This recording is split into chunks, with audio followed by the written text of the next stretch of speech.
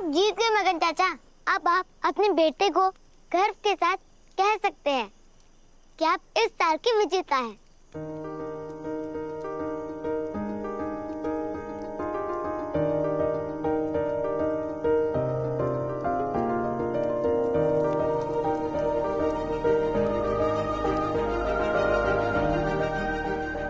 मैं किस तरह से तुम्हारा धन्यवाद करूं, मुझे समझ में नहीं आता।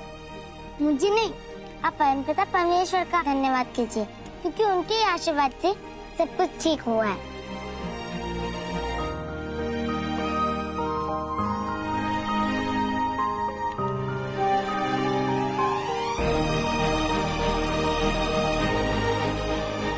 चाचा जी, वो देखिए।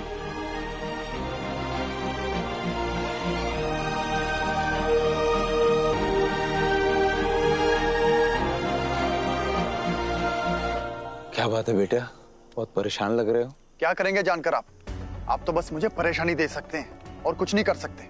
नहीं नहीं बेटा, मैं तुम्हारा बाप हूँ, तुम मुझे बताओ ना।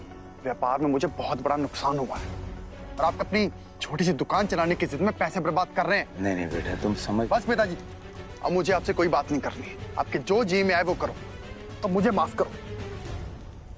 मगन चाचा जी, गुड़ खा लीजिए। ये लीजिए। बहुत बहुत बधाई हो मगन जी, आखिर आप प्रतियोगिता जीत ही गए। ये लीजिए आपके जीत के 10 सोने के सिक्के।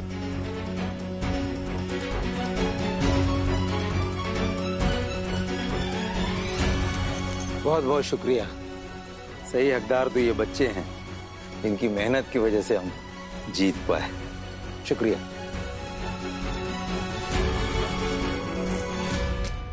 दस सोने के सिक्के, इससे तो मेरे पूरे नुकसान की भरपाई हो जाएगी।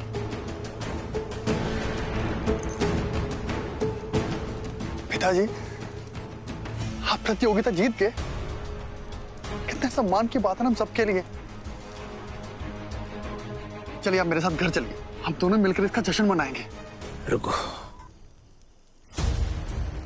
मैं हमेशा सोचता था कि हर चीज की कीमत होती है, लेकिन मैं गलत था।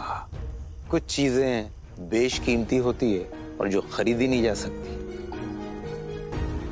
पिताजी, आप कहना क्या चाहते हैं? मेरे समझ में आज आ गया है कि मेरा आत्मसम्मान जो है वो बेशकीमती है और झूठा स्नेह देकर वो खरीदा नहीं जा सकता।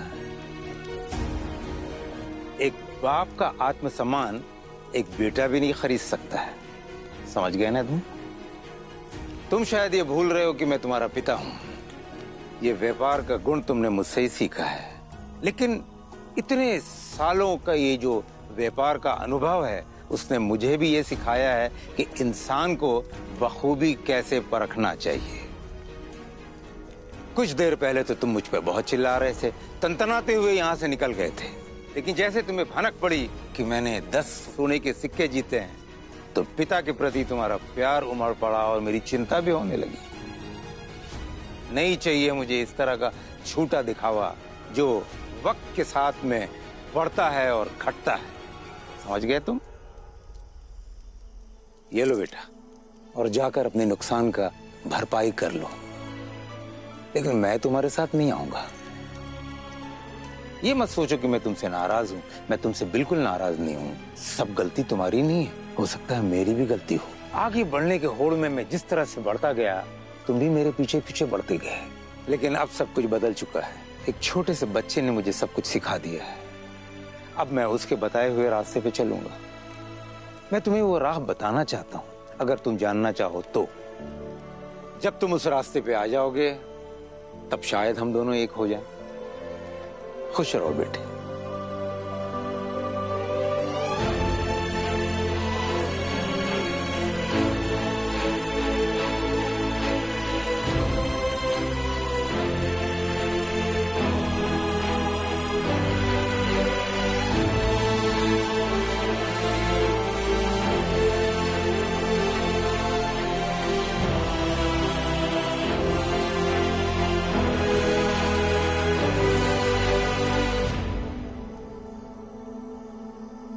अरे देखा था ना, मगन जी की जीप पे खुश विनीत का चेहरा इतना छोटा सा हो गया था। और मैंने तो मगन चाचा जी को गुड़ भी खिलाया था।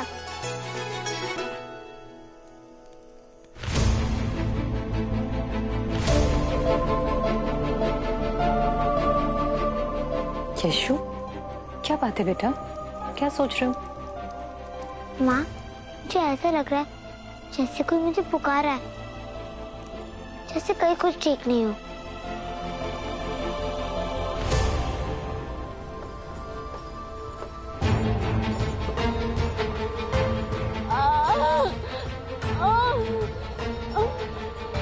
हे प्रभु, मेरे बच्चे की रक्षा कीजिए।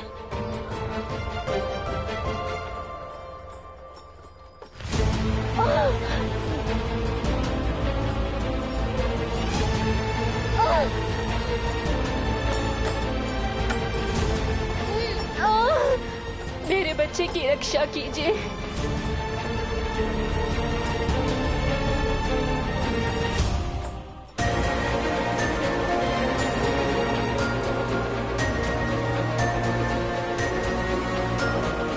आशा संभल के,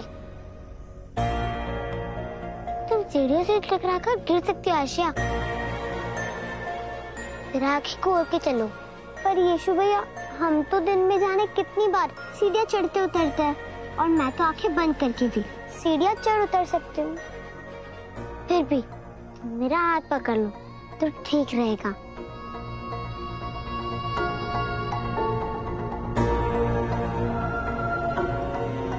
आओ, मैं तुम्हें अंदर ले चलता हूँ।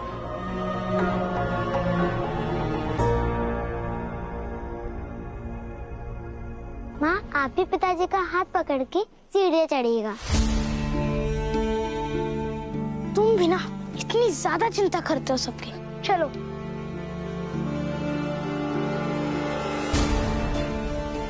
यशु की चिंता बेवजह नहीं होती, और आज वो मेरे और आशा के लिए इतना असुरक्षित क्यों महसूस कर रहा है? और अभी थोड़ी देर पहले उसने क्या कहा कि उसे किसी की पुकार सुनाई थी। क्या मतलब हो सकता है इन सब बातों का? उसने किसकी पुकार सुनी होगी?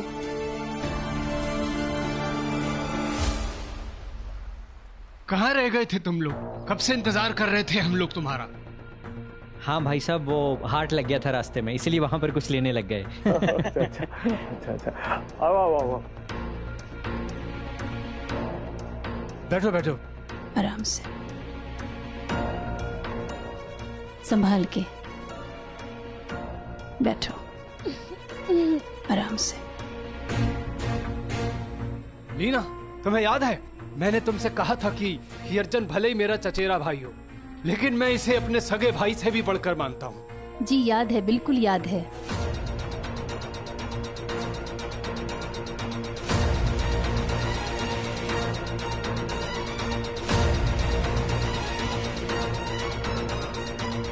मेहर, तुम ठीक तो हो ना? ऐसे क्या देख रही हो? तबीयत तो ठीक है ना तुम्हारी? थक गई हो क्या? भाभी,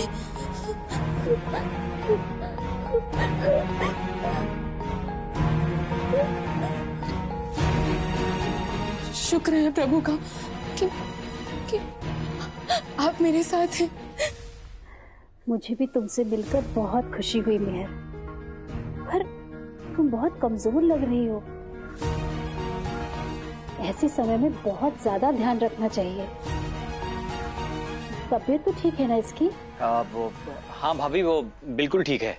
वो क्या है ना कि सफर बहुत लंबा था और जी खराब होने के डर से इसने कुछ खाया नहीं, इसीलिए कमजोरी लग रही हो गई इसे। नीना, तुम तब तक मेहर को कुछ खिलाओ पिलाओ, मैं जाकर अर्जुन को उसका कमरा दिखा देता हूँ। जी। आओ। मेहर, तुम यहाँ आराम करो, मैं तुम्हारे लिए कुछ खाने के लिए लेके आती हूँ, ठीक है?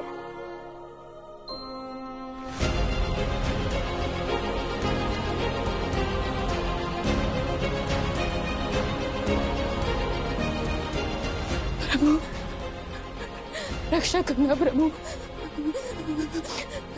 रक्षा करना।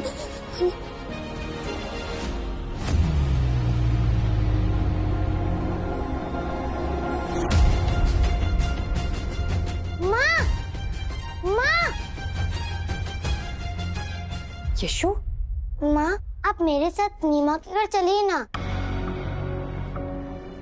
इतनी सुबह नीमा के घर जाना ठीक होगा? बेटा अभी अभी सोकर उठे हो, नहा धोकर नाश्ता कर फिर चले जाना। नहीं पिताजी, मुझे अभी वहाँ जाना है। मेरा उससे और लीना चाची से मिलना बहुत जरूरी है। ठीक है फिर आओ चलो। यीशु को किसी आने वाले संकट का आभास हो रहा है। अचानक वो मेरी आशिया लीना के लिए इतना चिंतित और उनकी सुरक्षा को लेकर इतना परेशान क्यों है? कहीं ऐसा तो नहीं कि जिस संकट का यीशु को आभास हो रहा है उसका संबंध कहीं ना कहीं इन लोगों से भी हो? हे ईश्वर, अब कौन सी नई चुनौती के लिए तैयार कर रहे हैं आप यीशु को? चाहे जो भी हो जाए भाई साहब, पर मुझे चाहिए तो बेटा ही। और मेहर भी ये बात अच्छे से जानती है कि मुझे बेटी नहीं, सिर्फ बेटा चाहिए।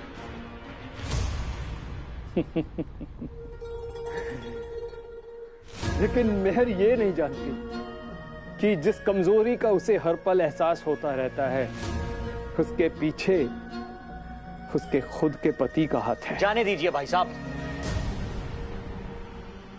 तुम लीना की आंखों में धूल झोंक सकते हो, लेकिन मुझे बेवकूफ नहीं बना सकते। भूलो मत, मैं एक वैद्य हूं। इंसान की शक्ल देखते ही उसके मर्ज को पहचान लेता हूं।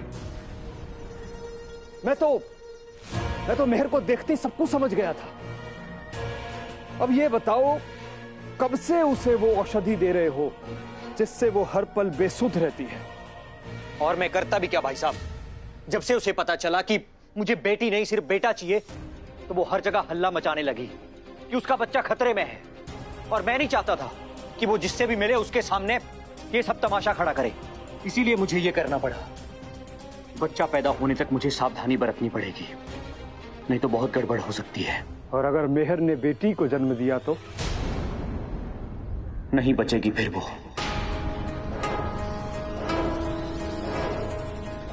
आप तो जानते हैं भाई साहब, बेटा पैदा होना ईश्वर का वरदान होता है, क्योंकि वो बाप के साथ साथ पूरे खानदान का नाम रोशन करता है, अपने वंश को आगे बढ़ाता है। और बेटी, आपका हाल देखकर आंखें खुल गई। बेटी भी पैदा हुई, वो भी गलती की भाई साहब आपने। पैदा होते ही मार देना चाहिए था उसे। और भाई साहब, मैं कभी नहीं चाहता कि मेरा अंत भी आपके जैसा हो। खुद के चाहने ना चाहने से कुछ नहीं होता। ईश्वर अपने ढंग से हर इंसान की परीक्षा लेते हैं। ये तो समय ही बताएगा कि ईश्वर ने तुम्हारे लिए क्या सोच रखा है।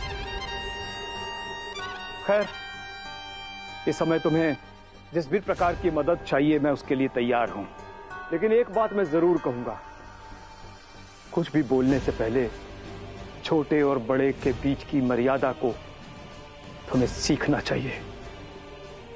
चलो लीना और मेहर के पास चलते हैं, तुम भी कुछ खा लो। आओ।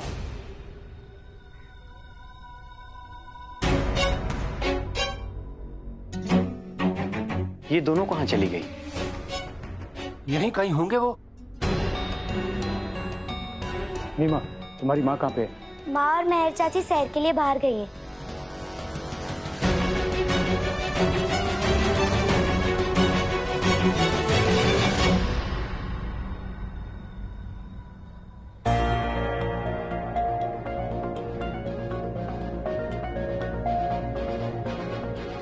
हे प्रभु, किस बात की चिंता सता रही है यीशु को?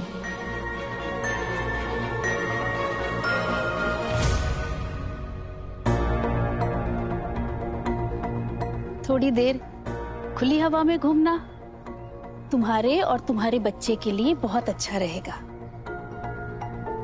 पता नहीं क्यों पिछले कुछ दिनों से अच्छा नहीं लग रहा है। एक अनजाना सा डर लगा रहता है हर वक्त। मेरे बच्चे की रक्षा करना ईश्वर।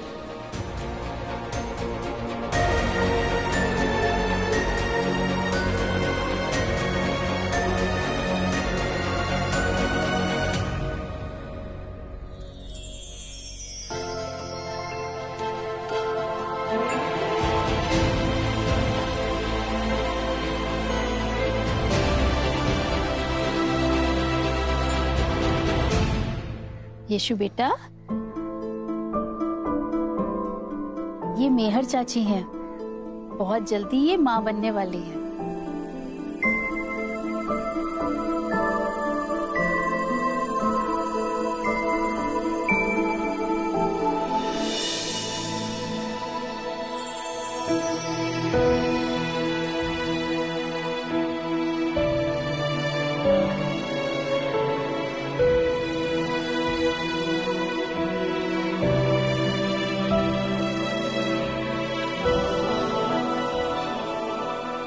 ऐसे लग रहा है जैसे तुम्हारे स्पर्श मात्र से ही मेरा बच्चा सुरक्षित महसूस कर रहा है।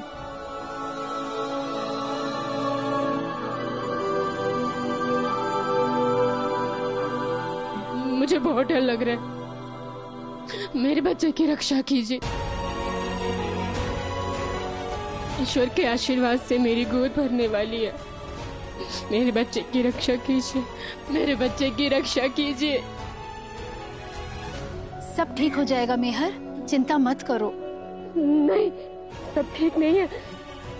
मेरा विश्वास कीजिए, कुछ भी ठीक नहीं है। रक्षा करो प्रभु, मेरे बच्चे की रक्षा करो। ये ठीक नहीं हो रहा। यीशु को अभी मेहर से नहीं मिलना चाहिए था। भाई साहब, आप चिंता मत कीजिए, मैं सब संभाल लूंगा। चिंता मत कीजिए, कुछ नहीं होगा आपके बच्चे को। बस परमपिता परमेश्वर पर भरोसा रखिए। तुम जाना मत कहीं, यही रहना मेरे पास। मेरे बच्चे की रक्षा करना।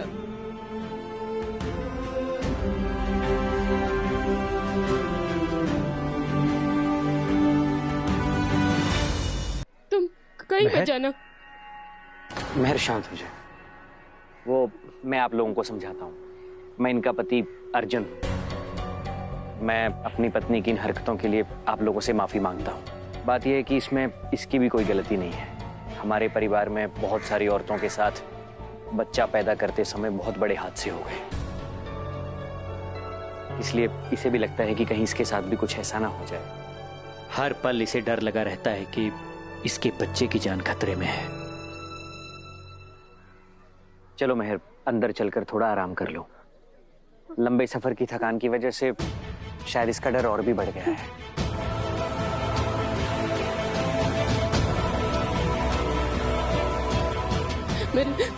मेरे बच्चे की रक्षा करो, रक्षा करो।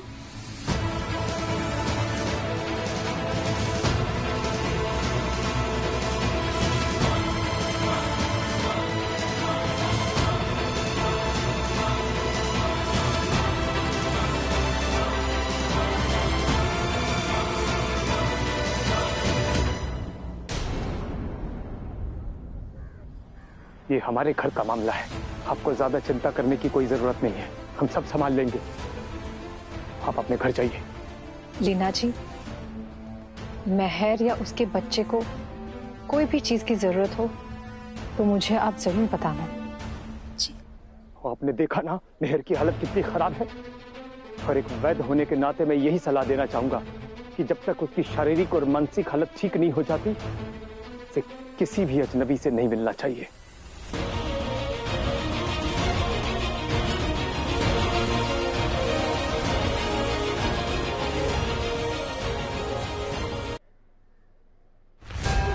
अगर तुम चाहते हो कि सब कुछ ठीक ठाक रहे तो मैं तुम्हें चेतावनी देना चाहता हूं कि मेहर को उस बच्चे से दूर रखना। अच्छा, लेकिन है कौन वो बच्चा? यीशु, यीशु नाम है उसका, यीशु। जब से इस गांव में आया है ना, मेरा जीना हराम कर रखा है। ऐसे मुस्कुरा कर देखता है लोगों को कि लोग उससे सम्मोहित हो जाते हैं। गांव के कुछ लोगों के साथ साथ मेरी पत्नी और बेटी को भी लगता है कि उसमें कुछ खास है। खास? ऐसा क्या खास है उसमें? इतना सा बच्चा तो है वो। हाँ, इतने से बच्चे ने यहाँ आकर मेरी प्रसिद्धि पर डाका डाला है। अब तुम तो जानते ही हो कि मैं ईश्वर का दूत हूँ। ईश्वर ने अपना आशीर्वाद देकर मुझे लोगों की सेवा करने का अवसर दिया है, लेकिन ये गांव वाले कभी कभी ऐसी मूर्खता कर बैठते हैं, ऐसी मूर्खता कर बैठते हैं कि गांव के आसपास होने वाले चमत्कार का सारा श्रेय उस यीशु को दे डालते हैं। चाहे वो मेरी बेटी की दृष्टि वापस लौटने का मामला हो, या फिर महापर्व में भरपूर भोजन बन जाने की घटना हो, चाहे वो ईश्वर की दी हुई बारिश से उन कोड़ियों के ठीक हो जाने की घटना हो। परंतु कोई ये मानने को तैयार ही नहीं था कि ये सब इसलिए हुआ कि मैं ईश्वर की आराधना में लीन रहता हूं, हर समय लीन रहता हूं। पता नहीं ऐसा क्या करता है वो कि हमेशा गांव वाले उसके बहकावे में आ जाते हैं। अजीब पागल लोग हैं ये। एक इत्ते से बच्चे को बिना मतलब के मसीहा बनाकर रख दिया है। पर शायद आप सही कह रहे हैं, आज जो होना था सो हो गया। अब आगे से मुझे मेहर को उससे दूर रखना चाहिए, कहीं ऐसा ना हो कि वो भी उसके बहकावे में आ जाए। भाई साहब, मैं जरा मेहर को देखकर आता हूं। बस इस बारी के यीशु मेहर को लेकर कोई नई आफत ना खड़ी कर दे। यीशु।